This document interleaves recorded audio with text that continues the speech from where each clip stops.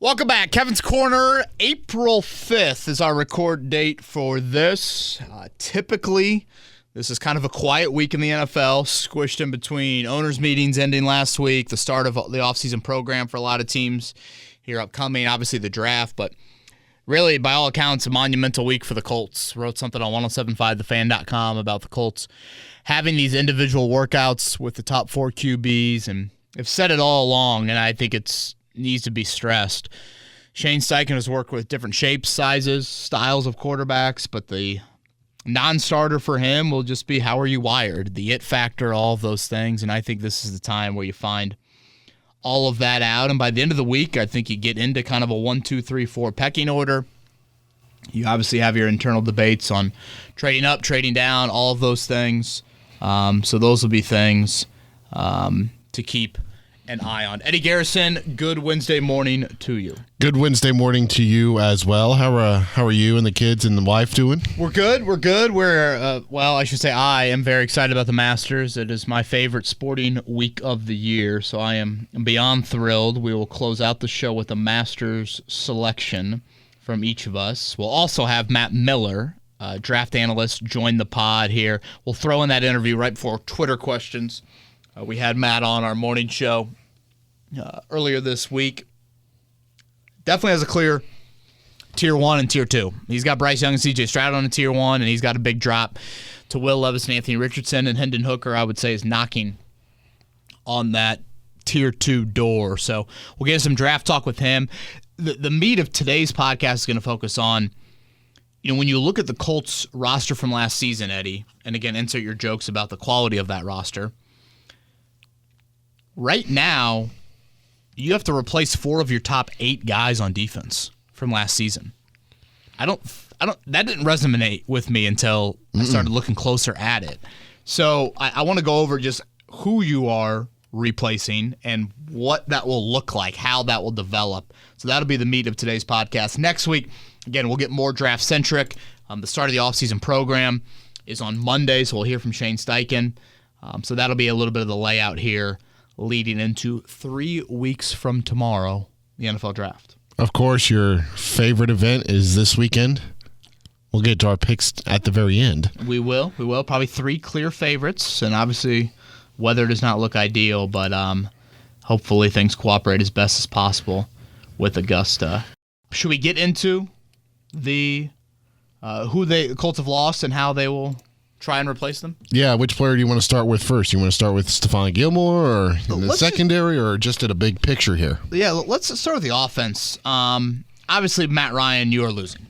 Again, insert your joke here on how much of a loss that is. I would throw TBD on the to be determined on how and who you'll replace him with. It's to be determined. I can't stress this enough. The Colts don't know who's going to be their week 1 starter. You have no idea. Obviously, a storyline in the offseason program, Eddie, is going to be how that rookie QB looks and how quickly you want to insert him into first-team offense looks. Do you want to do it all during the spring? Do you wait till camp? Is there going to be a competition with that guy in Gardner Minshew? All of that will play out. I would say the 2 other notable names from offense that you're losing, one would be Paris Campbell. And obviously, Eddie, he has had injury history throughout his career. But if you just go off of playing time last year, Paris Campbell is a big loss from a quantity of snaps standpoint. Last year, Campbell played, I think it was 85% of the offensive snaps. It's a good number. He had 60 catches. There is nothing on Isaiah McKenzie's resume that indicates you just immediately plug him into that. Mm-hmm. Nothing.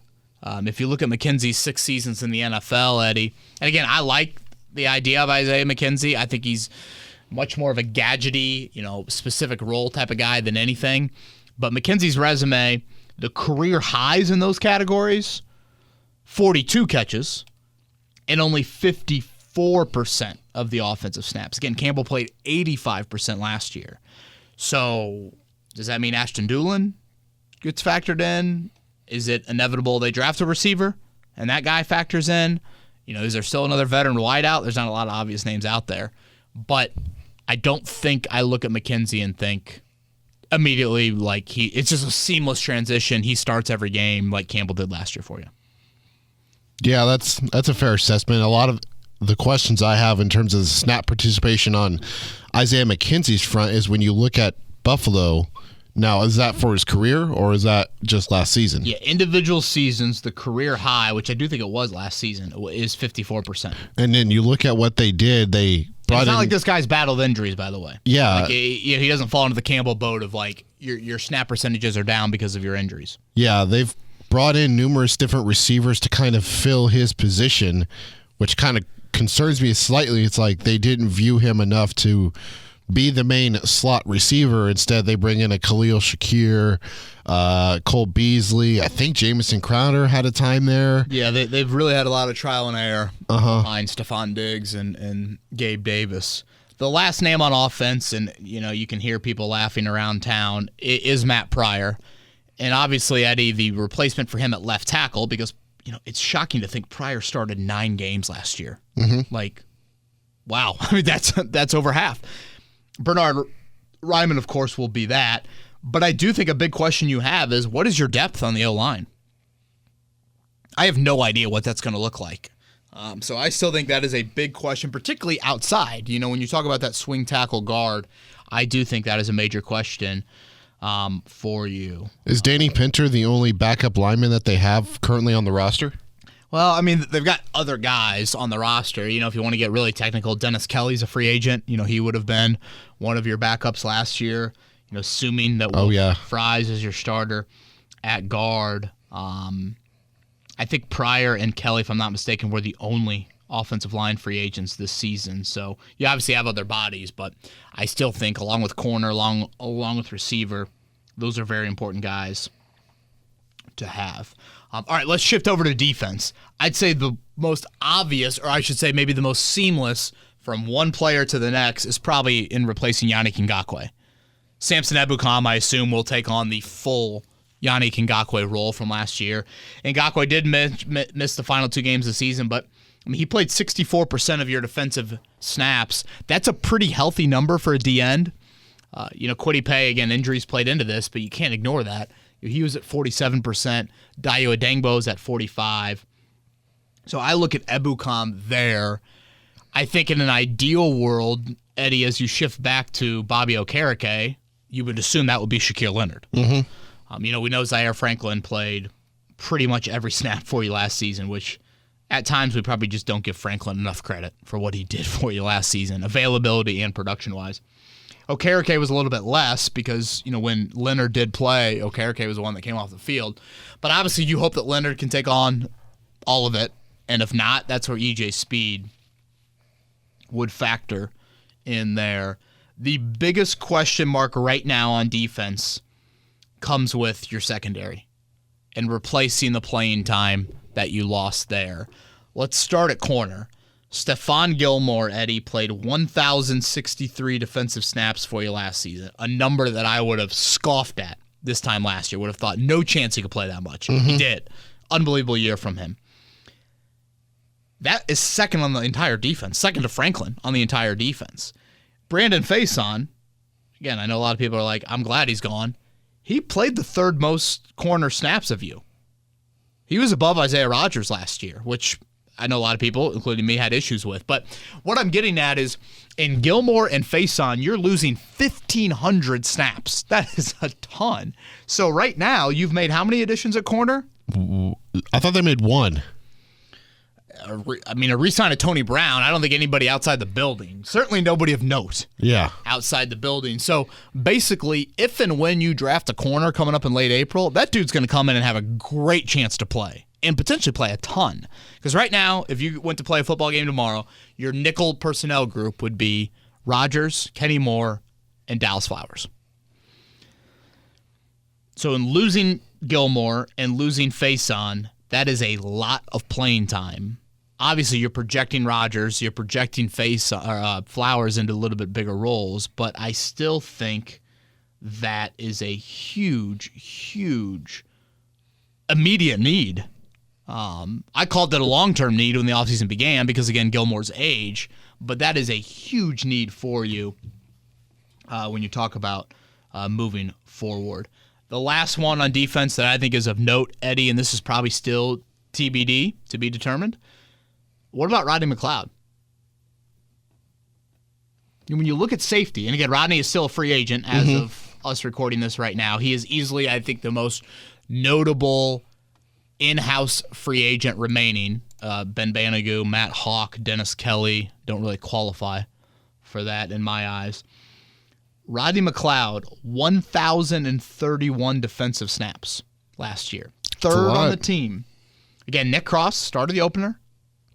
Then week 2, benched halfway through. Boom. He didn't see the field the rest of the season. He went to the shadow realm. He's like never to be seen again. Literally. Rodney McLeod took over.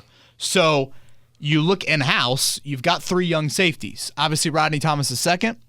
Julian Blackmon, those 2 could be your starters. Nick Cross could be your third safety. Does Nick Cross factor into playing time? Like, you have some young options. But Rodney McLeod, again, I thought had a really nice season for you. So secondary-wise, you are replacing a lot.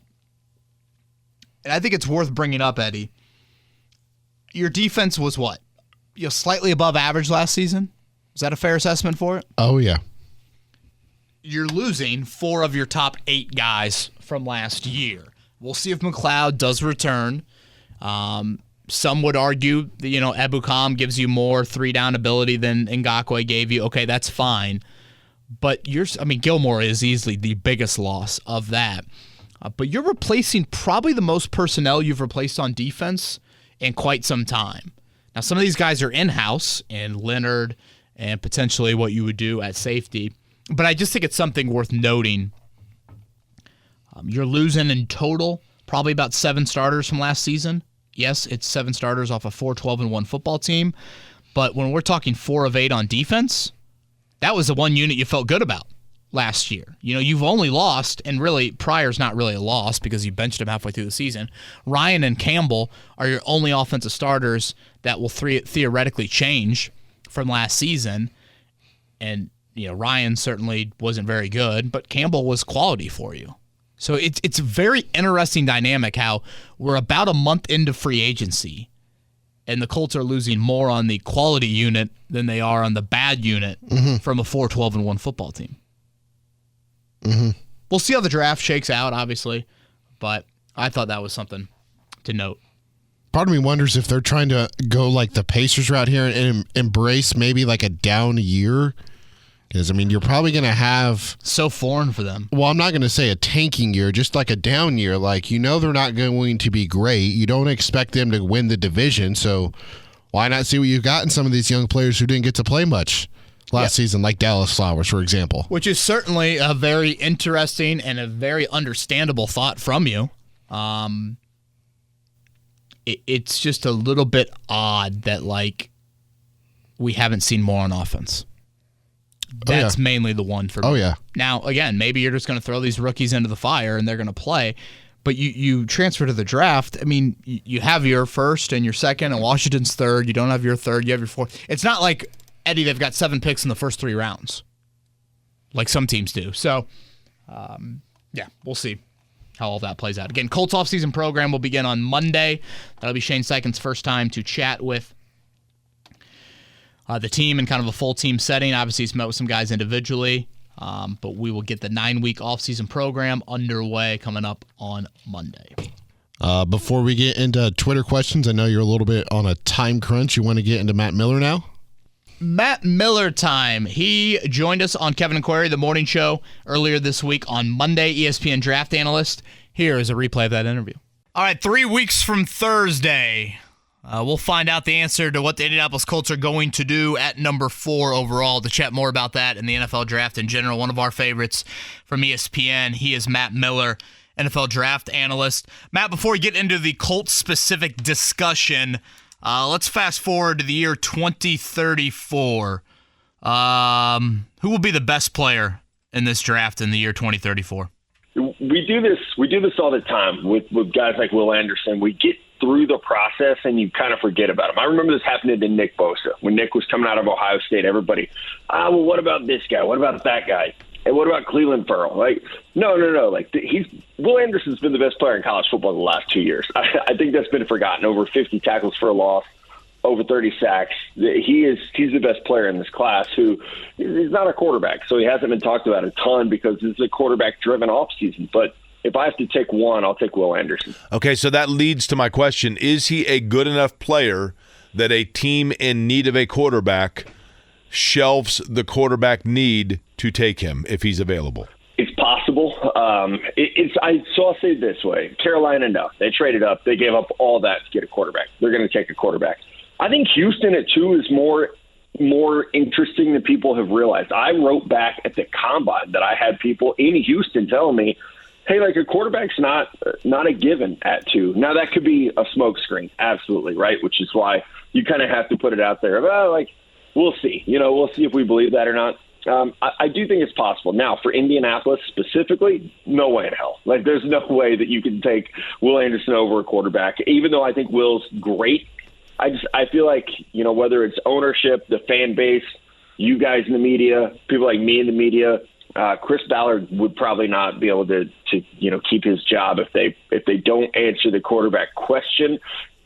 Again, like if you're going to say, hey, like we're cool with Gardner Minshew, we're going to take Will Anderson at 4. I feel like that there'd be a riot down the streets of Indianapolis. Matt, in your opinion, and hopefully this makes sense the way I ask this, is this a draft that has 4 quarterbacks whose talent are all so strong that it merits being 4 of probably the top 5 picks? Or is it simply a draft where 4 of the top 5 teams selecting need a quarterback, thus we have selected 4 that would be the guys taken that high? This is a draft where so many teams need a quarterback. Guys are going to get drafted higher. And I think that's the fun thing about a mock draft is based on like what I hear from teams. What if I talk to fellow media members who I trust and they say like, hey, we're kind of hearing it this way. Okay, that a mock draft is a predictive board. My rankings don't look anything like a mock draft. I like Anthony Richardson. He's my number 17 overall player. I have Will Levis in the mid to late 20s right now. They're going to be drafted much higher than that. So I think it's definitely a year where we're seeing some manufactured grades. I think that happened in 2021 as well when we saw 5 quarterbacks go in the top 15. I didn't personally think Zach Wilson had any business going number 2. I didn't think Trey Lance was worthy of the number 3 overall pick. He wasn't the 3rd most talented player in that draft. So I think this year is a little bit similar in that I think Bryce Young and C.J. Stroud are really, really good quarterbacks, and in most drafts they're going to be QB1 or QB2. Anthony Richardson, I totally get the appeal. Will Levis, I don't get it as much, but I think if we see those 4 dudes go in the top 5, it's not because they're good, it's because those teams need quarterbacks. Okay, Matt, I want to focus there for just a second. Matt Miller, ESPN draft analyst at NFL Draft Scout on Twitter. He's with us here on the Payless Liquors hotline. You said Richardson, and I forget the exact number, 17, and Levis middle 20s for you in terms of your draft board. Why is C.J. Stroud, Bryce Young clearly on a tier that's infinitely higher than the other 2? It's honestly as simple as accuracy. Like when Bryce Young and C.J. Stroud throw the football, I know where it's going.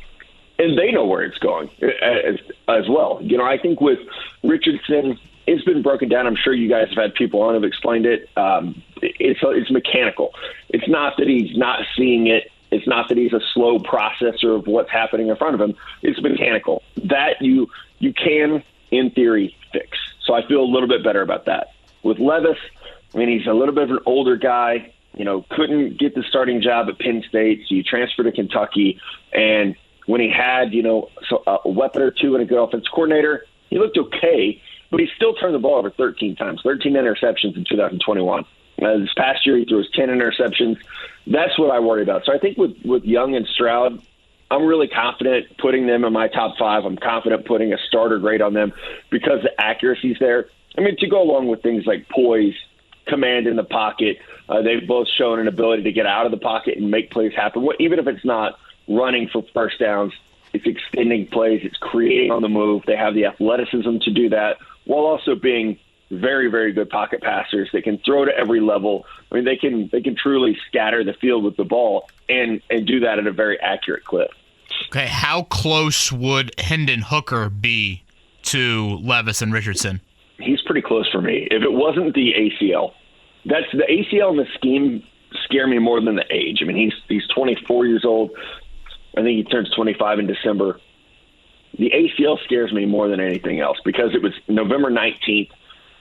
So if he's already 24 and he's going to miss a year, then you start to be like, okay, this guy's a little bit advanced age. And I know quarterbacks are playing longer than ever. I think what scares me most about the age is you're a little bit more physically, developed at 24 than you are at 19 or 20. I think that's kind of a given. And you worry a little bit about, okay, is this guy who has grown man strength, is he beating up on 19, 20-year-olds? Playing in the SEC, it does answer some of those questions. You feel a little bit better about it. I have Hooker graded pretty highly. I had a first-round grade on him before he got hurt. He's number 27 on my board right now.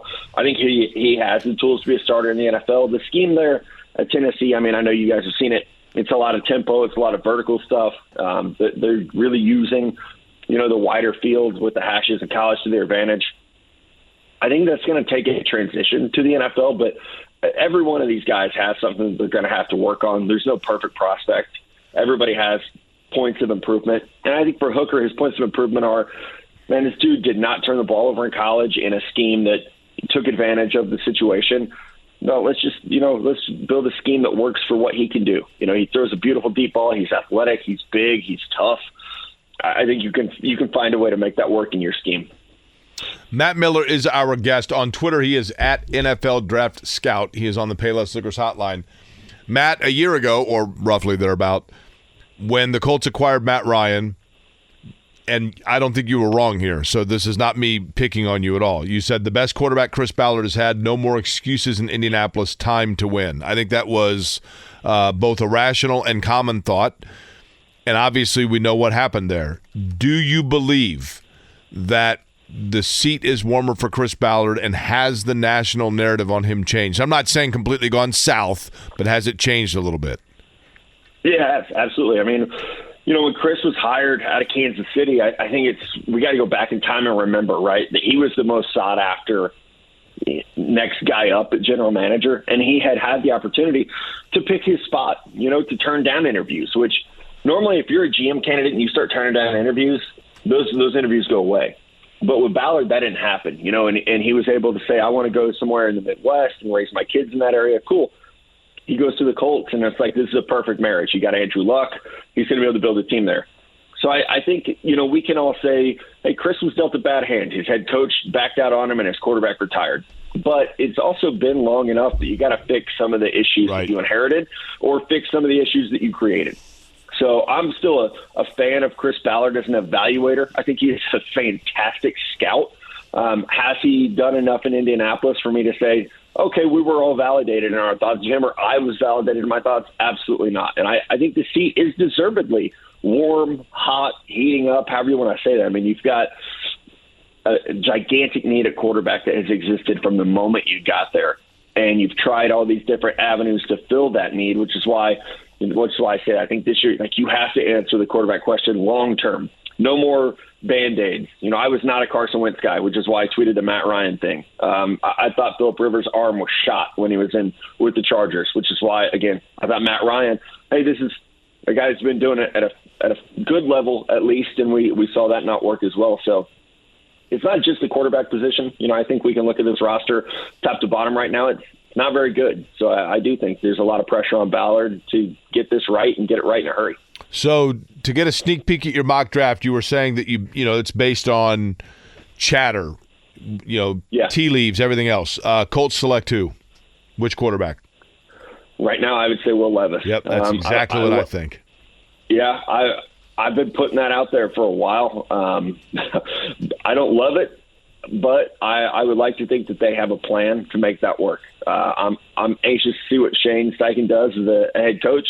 Anxious to see what that scheme looks like, how it changes from what they did for Jalen Hurts. You obviously can't do the same things for Will Levis, but Will is very athletic. He's got a very strong arm. And I think he's going to come into the NFL, guys, with a chip on his shoulder. I've heard that his interviews with teams, he's a little pissed off that everybody's talking about Bryce Young and C.J. Stroud and Anthony Richardson and not him. So I think there's going to be a little bit of a chip on his shoulder, which could be a good thing.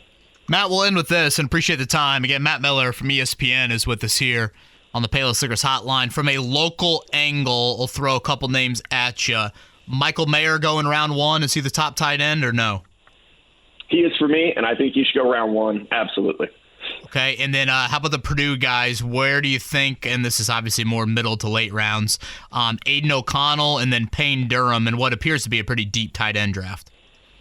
Yeah, I would say both those guys, day 3. Aiden O'Connell had a little bit of buzz for a minute, that he could maybe go higher. I'll tell you, when you said Purdue, I thought you were going to ask me about Charlie Jones and Corey Trice. Okay. I like them better. Like, I think there's a good chance that Corey Trice and I would say Trice then Jones probably go higher than O'Connell and Durham. Like 4-ish, 5-ish, right around there? I wouldn't be surprised if Trice went 3rd and Jones went like late 3rd, early 4th. Boy, Jones had a hell of a season He did. this year. It was fun to watch. I love Charlie Jones. Like, I want him on my team. If I take Chris Ballard's job in the next 24 days, we're drafting Charlie Jones. There are a lot of people around here that will come pick you up, yeah. He sold his house about a month or two ago. I think a lot of people would have said, hey, Matt Miller can move into Westfield. Hey, give Jimmy my number. We'd have a good time. Well, he's hired people from ESPN before. Right. Front. I've got the pedigree. Matt, great stuff. Always enjoy our conversations. I know it's a busy month of April for you, so thanks for making time for us. Appreciate you guys. Thank you. All right, and that was Matt Miller again from ESPN. Joined us earlier this week on Kevin and Corey. We're going to have some different draft people on throughout the month of April. I see no reason why we wouldn't just throw those into the podcast if you miss it. And if you like to listen to them live, 7 to 10 a.m., Monday through Friday here, locally, 107.5 The Fan. You can stream via our app or our website. Or you can watch on YouTube if you want to see Kevin shirtless. Or yes, on I have been known to take off Twitter. my shirt. If Tiger Woods wins the Masters, I'll wear a Tiger Speedo coming up on Sunday. You'd wear the Speedo on Sunday? If he wins on Sunday. Well, judging by his forecast, we might get a Monday finish. Monday will be the dawning of the Speedo, which will probably break the internet. Oh, boy. Yeah. I don't know. I guess I should probably look into potentially. Well, should I? Or is Tiger not going to do anything and there's no need to look into where to purchase one? I mean, you would probably have an idea come like Saturday, wouldn't you? It's some overnighting of a Tiger Speedo. I'm sure Amazon's got it and they can overnight it. Yeah, that would be wonderful. You ready for Twitter questions? Yes. All right. Help at me. Help me with this first name. Is it Vinake? I can't.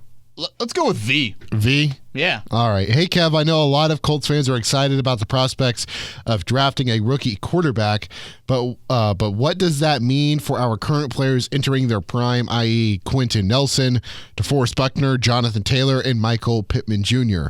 What made the 2000s Colts era so great was our best players, Peyton Manning, Edgerrin James, Marvin Harrison, Reggie Wayne, Dallas Clark, and Dwight Freeney ascending together, and I'm not sure that can happen with the drafting of a rookie quarterback when the surrounding pieces are significantly older.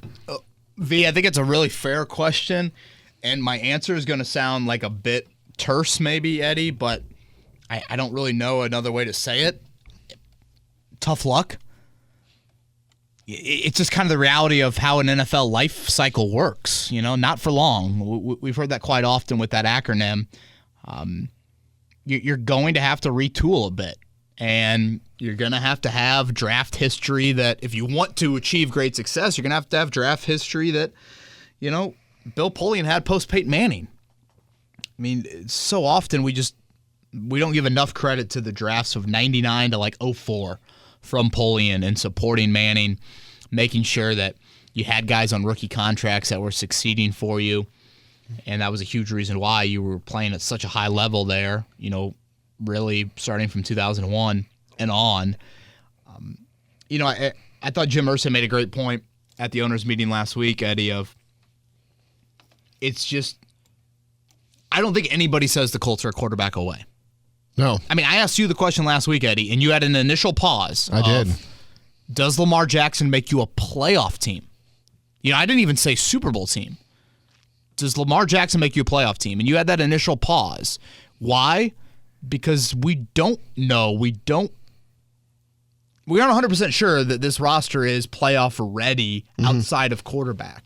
So building with Lamar is very difficult to do, given the amount of money you'd be giving him, giving up 2 first-round picks, all of those things. So even if you hit on quarterback here at 4 or wherever you end up drafting, you're still going to have to support that with drafts that are strong. And a reason for that is, we talked about it last month, that 2019 draft, that is a bunch of losses in that 2019 draft. 2018 had the wins. 2020 you feel like is going to have some wins, but 2019 is not that. So you're going to have to continue to support and bolster, and that's why Bernhard Raimann has got to work out. Like, point blank period. Like, at some point, you're not in a position to address every need with a premium resource. That's wishful thinking. So at some point, a third-round pick's got to work at left tackle, and that's what you're hoping for with Raimann. There's just so many question marks about this Colts team entering the year, because when you look back last year, there were high regards, high standards, and expectations to win the division and go into the playoffs and get a home playoff game. And then you look back at the season and you look at where they're at now, and it's like the expectations have changed so much, but the roster hasn't really changed. So to me, the biggest question I have was last year's disastrous of a season on the players or on the coaches, because you can make the argument it was on the coaches, but you could also make the argument it was on the players. Yeah, again, I've been a believer, Eddie, it's more personnel driven than the Colts want to admit. And by saying that, I think how you have gone about building that roster, not just strictly the actual players you've drafted, of course, or signed or traded for, et cetera. But again, it sounds harsh, but it's just a little bit of tough luck. You've tried to kind of plug in the QB with these guys in their prime. It's difficult to do. It has not worked out. I mean, the good news is, he lays out Nelson, Buckner, Taylor, Pittman. I don't see any of those guys falling off a cliff in the next 3 to 4 years. The only one that could concern me would be Shaq because of the back. Yeah, and he didn't. I guess technically he didn't mention Shaq, but Taylor. The only thing that would worry you there is just the position he plays. But I look at that, Eddie, and think, look at Super Bowls, guys. In the last half dozen years, you have had rookie contract quarterbacks in Super Bowls. It is doable. It's not easy, but it's doable. So, a little bit of tough luck, but also I don't think you totally slam the door shut on. 3 or 4 years down the road, if you really hit on a guy, who knows? You also don't know. It could have been the players within that specific personnel grouping that didn't work out either. Maybe a grouping with Shane Steichen will pan out better for the Indianapolis Colts. Jake's Twitter question is up next, and he says, how much more stock do you put into the Richardson rumors now that we know Morocco Brown was the scout at Florida and not just the area scout?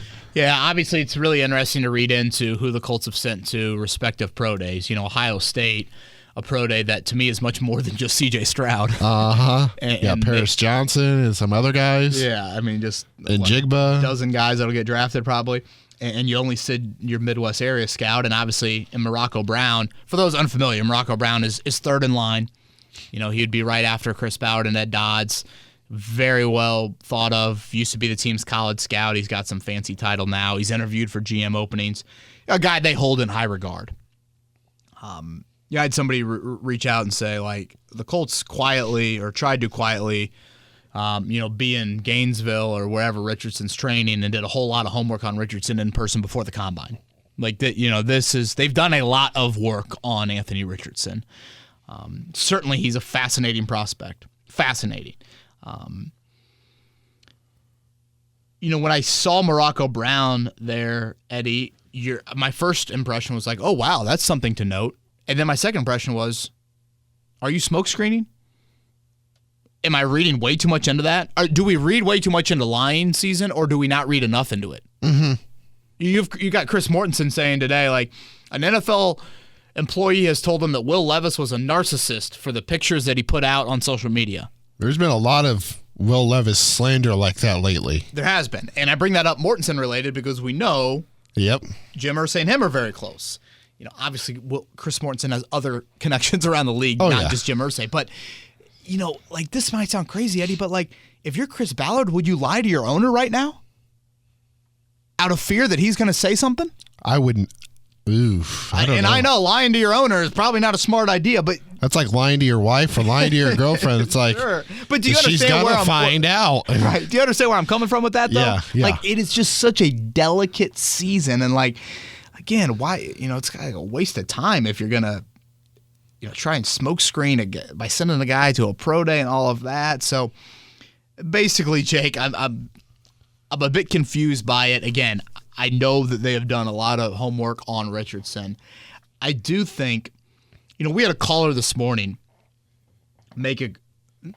ask the question, to be fair, of like, do you see Anthony Richardson being a combination of Andrew Luck and RG3?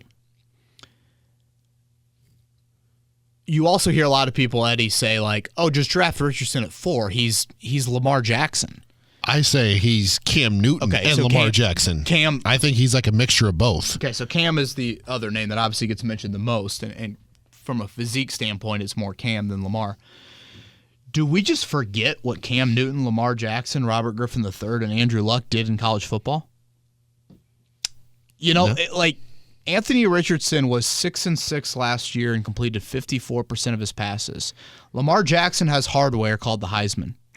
Yeah. Robert Griffin III has hardware called the Heisman. Cam Newton, as a first-year starter, won a national championship.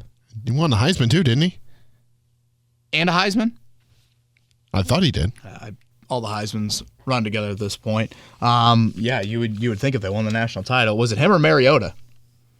Oh, yeah. Or was Mariota with Winston? I don't know. They all run together. Look that up. What I'm getting at is this.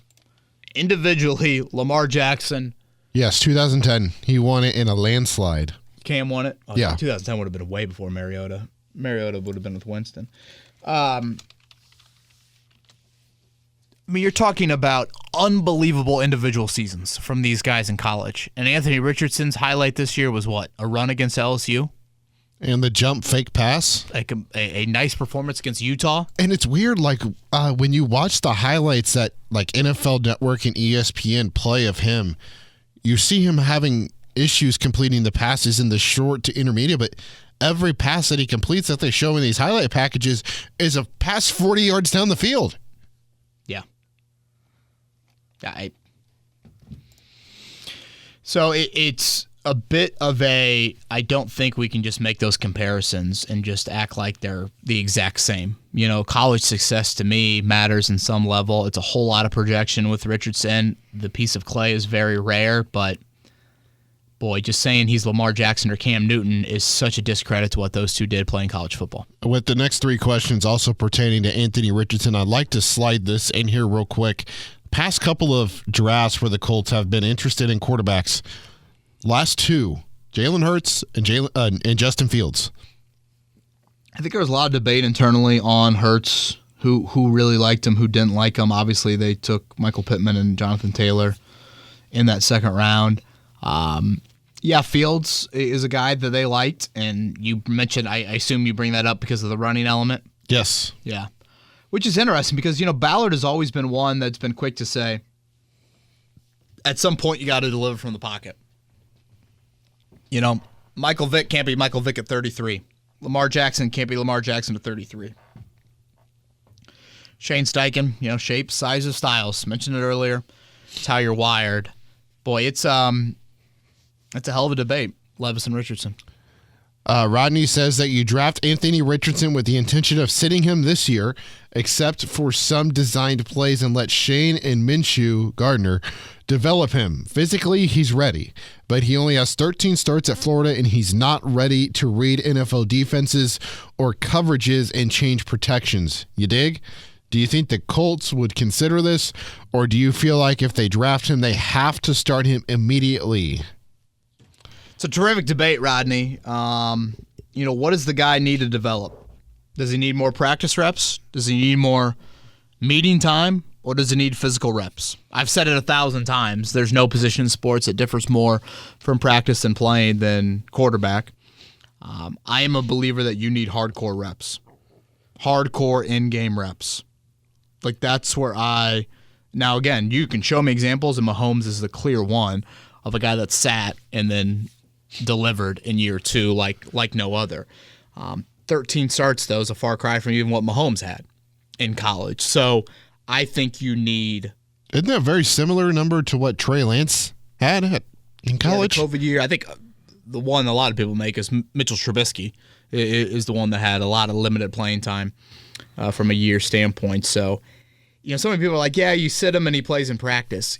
If he is technically the backup, which I don't know, maybe you'd have Gardner start and Ellinger would be the backup. I have no idea how you would do that. If he is the backup runs the scout team. So he's not even running your own playbook in practice. And again, practice in the NFL, I feel like, especially the later in the year that you get, it's not as intense. We're going for 2.5 hours. I think a lot of people think it is. Yeah. So that is something you have to factor in. I am of the belief you need the game reps, but I can hear people out and saying you need other. Zach has another question for you. He says, let's assume the Colts take Anthony Richardson, even if he's not expected to be ready day one. How do you think Shane Steichen handles the offensive installs? He says he wants to mold the offense around the quarterback, but Minshew and Richardson's strengths are vastly different. If Richardson is drafted to be the future, will the offense really be tailored toward Minshew's strengths or Richardson's? Yeah, that's a good question. It's a good question. It delays things a bit. And again, I'm super curious how the spring will unfold of how much you do kind of cater your offense. I think there's a big section, or there's a big playbook in general, and you obviously are focusing on more of a section depending on the skill set of Minshew versus who you would have as your starter or as your rookie. I think something that's really interesting that I was reading this week. The Athletic wrote a really good piece diving pretty deep into the number 1 overall pick and Carolina trading up for that number 1 overall pick. It seemed like, based off the article, that Carolina was always the most active team. But there were 2 other teams that they mentioned in the story that had some interest, define the level of interest, in that number 1 pick. One is the Raiders. The Raiders had conversations, and so I bring that up, Eddie, to say, let's not forget about the Raiders trading up to number 3. Now, maybe their interest was more Stroud and Young based, and they feel like, hey, we're not going to we're only going to do it if we can get up to 1. 3 is a lot different than 1. So maybe not. Obviously, they've been rumored, I think, with Richardson and Levis as well. So I think that's a team to keep an eye on. They also, in the story, said that the Colts were involved, but the phrase in the story was they were only involved to a certain point. The timing just wasn't right for Indianapolis and some other clubs. That right there, Eddie, to me, is a bit of the concern that you had with this process. Carolina had urgency. They clearly had owner urgency, and they wanted to get this done before anyone else got their hands on it. And at times, and I think this has been a flaw of Chris Ballard, you can't beat to the rhythm of your own drum. Mm-hmm. You can't be stubborn and say, this is the pace we're going to be at, and this is the pace I want to be at, and we're not deviating from that pace. There's times where you've got to deviate. You've got to be willing to, all right, it's not ideal, but you know what? We've got to take the risk. It's kind of like, let's say you're an employee at wherever you're at, and you get a new boss or a new ownership group or something, and you do things your way, and then they come in, they're like, well, we're going to do it this way. Sure. Well, why are we doing it this way? This way has worked because we've done it for, however long we've done this. And then you go to that way and you're like, oh, this actually works out. And Chris Ballard just hasn't had that, oh, it actually works out this way idea or aggressive move other than DeForest Buckner. And I guess my worry, Eddie, is this. Would you have ever gotten there in the process? Talked about it to lead off the podcast today. This is arguably the most important week of the Colts offseason. Vetting all these QBs, getting one-on-one time. Eddie, what happens if they get to the end of the week and Shane Steichen and Chris Ballard on the flight back to Indy, Shane Steichen looks at him and goes, holy shit. CJ Stroud is incredible. He is clearly the best quarterback in this draft class. There's really nothing you can do about it. And that is the concern of Carolina was willing to pay for the choice of the number 1 choice. Not necessarily that they thought on whenever that trade became official, March 10th or whatever, that they thought that meant that there was a clear-cut quarterback. But they wanted to make sure that they got the first crack. If someone does separate themselves from this group, we want to be there. And my question would be, are the Colts going to regret that? Now, again, Carolina had a really attractive trade package. The Colts would have had to maneuver kind of in different ways to get there. But I think that is a question you have to ask yourself of Carolina's willingness to take a risk and be aggressive. Will it pay off? And will the Colts regret it? Did you see yesterday that Daniel Jeremiah accidentally leaked who had the highest score on the S2 cognition test? Yeah, remind me again. This test essentially measures how quick athletes process information. Last year, Brock Purdy had the highest score. Some other notable elite scores, Justin Fields, Joe Burrow, Drew Brees, and Josh Allen. The quarterback who had the highest score this year. Is it Bryce Young? Yep. You know, he's my guy.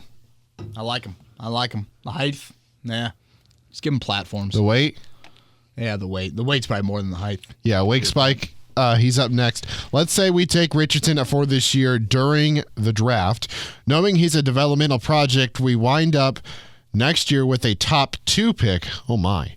With 2 generational type talents available, what do the Colts do? Do they trade down and draft James Jr. to support him? I'm assuming Marvin. Yeah. Edger and Marvin. Yeah, Marvin. Right? Yeah. Although Edge has got some kids. That Yeah. Edge has got one that's going to college now, isn't he? Yeah, basketball, right? Jizzle James. Yeah, that's right. Draft a quarterback and have a contest. Oh, boy. Or something else. Just curious your thought on a possible scenario with Minshew at the helm. Yeah, it's a great question. Evaluating him behind the scenes, Eddie, is going to be really, really a big part of, under this hypothetical, of what this season's about. And again, it's a big reason why, I'm hesitant to give up that 2024 pick because there is that generational ability, not just, with Caleb Williams, potentially Drake May or Marvin Harrison Jr. And we're not even there with other prospects that can emerge throughout this college football season this fall. So it's something you can't take off the table. Chicago even had that sort of debate. Obviously they didn't fall through on it. They're sticking with Fields. And again, these quarterbacks don't appear to be Caleb Williams, but it's a great, great question. And evaluating him behind the scenes. And that's why I just think game reps are valuable to try and get a great idea on what you have. Drew says that he's read that Peyton Manning is having sit-downs and film sessions with quarterback prospects. I know that's not uncommon, he says. How much of an influence would his opinion affect Jim Irsay's decision to turn in that card on April 27th? Yeah, for Irsay, I'd say perhaps a little. I'd say perhaps a little. I don't want to act like it's like an overwhelming amount of difference. It does fascinate me a little bit to imagine the pie, Eddie. You got 3 pieces of the pie. Steichen, Ballard, Irsay. What's the decision? How much does each person get on this? Mm-hmm. To me, it needs to be, to me, it just needs to be Ballard and Steichen making the call. Maybe give Irsay 5% of it. And I think it needs to be closer to 50-50 than Ballard probably would want it to be. I think Steichen needs to have a whole lot of say in this. Because I respect his offensive quarterback mind, and B, he's the head coach and the one that's going to be closely working with this player for his entire tenure. Going back to the Ballard risk-taking, was talking with someone that is in the organization and has disagreed with Ballard's philosophy earlier this week, and the phrase was, I swear he never wants to take a chance. And at times, it's just like, eventually you got to do it. Job security.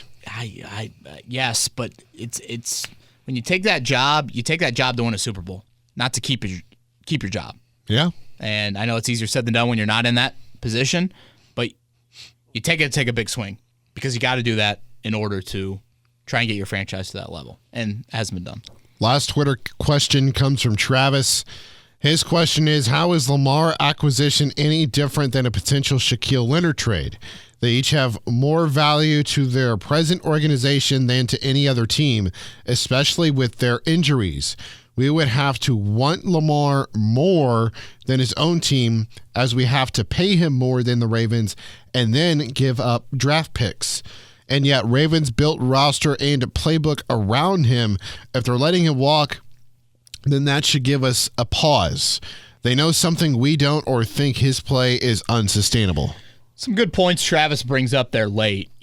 Chris Ballard has made it very clear throughout his tenure, if I'm going to make a significant roster acquisition, especially via trade or a big free agent contract, that guy's got to check every box on the field and off the field.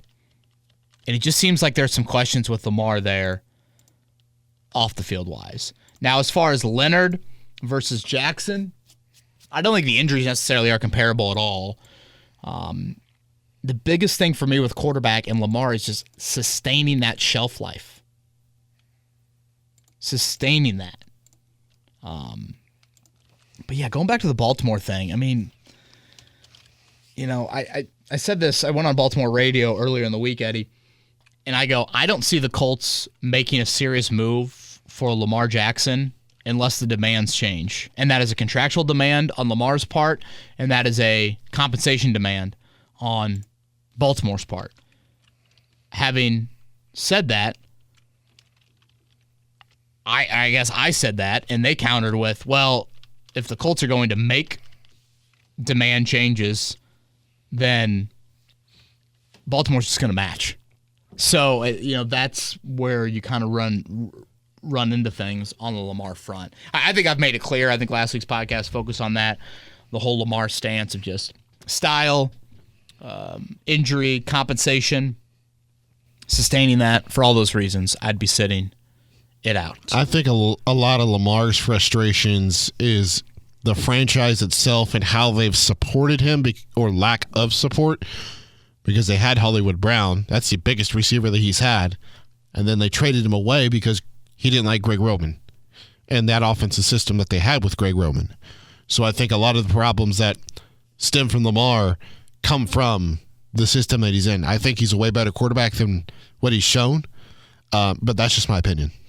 Eddie, I refuse to pick one of the big three, Rory McIlroy, John Rahm, and Scotty Scheffler. That's probably dumb of me, but I do not want to go with one of the three favorites. I will let you lead off for your Masters pick. Oh, you're going to let the guy who doesn't really watch golf pick first? Yeah. All right. I'm not throwing the dart on Tiger. I'm not going to. Oh, boo. I'm not going to do that. That's where my heart is. Let's go with the guy who's fourth at plus 1,700. I'll take Jordan Spieth. All right. Always a good bet on that golf course. I like it. I will go with, I've got two names. I will go with Jason Day, a healthy Jason Day. Ooh, plus 2,800 there. That's who I like. Juicy. And I don't love that he's paired with Tiger in the opening two rounds, but I do think at some point you're going to see a breakthrough from Victor Hovland. Not had great major success. Decent at the Masters, nothing crazy.